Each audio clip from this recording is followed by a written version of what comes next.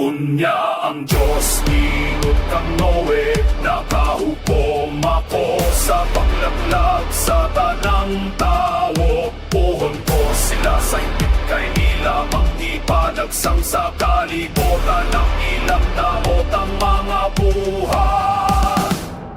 Mao kini ang sugilanon mahitungod ni Noe, nga usa ka matarong nga tawo, siya lamang ang gigahimutan sa Dios ni etong panahon na kay nagmatinuman naman siya sa Dios. Aduna siya'y tulo ka anak, si Sem, si Ham, ug si Japet. Apan ang katawan daw tanatubangan sa Dios, ug ang kalibutan napuno sa ilang pagkadaotan.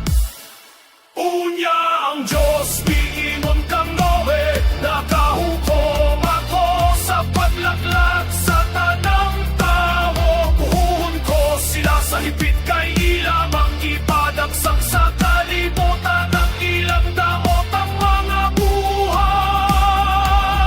Tanaw sa Diyos ang kalibutan, ug nakita niya ang ilad kini kay daotan man kaayo ang binuhatan sa mga tao. Busa paghimong kakatikan sa kahoy na copper, buhan niing mga lawak ug buliti ug asfalto ang sulod ug ang gawas inihimo ang aka nga tulo ka andanaw. Buhatik kutahaan sa kilid ni inini palunopan ko ang kalibutan naron pagpuo sa tanang binuhat. Ang tanan ni nga ana ibabaw sa yuta mga matay. Apan magbuhat ako kasabot ang tali kanibo ug kana ko sakay sa kauban sa imong asawa ug mga anak o sa ilang mga asawa. Pagdalaglaki ug baye sa tanang matang sa mga ngananak o sa matag-matang sa mga langgam aron dili sila mapuo. Pagdalausap sa tanang matang sa pagkaon ug pipigi kini aron ninyong makaon ug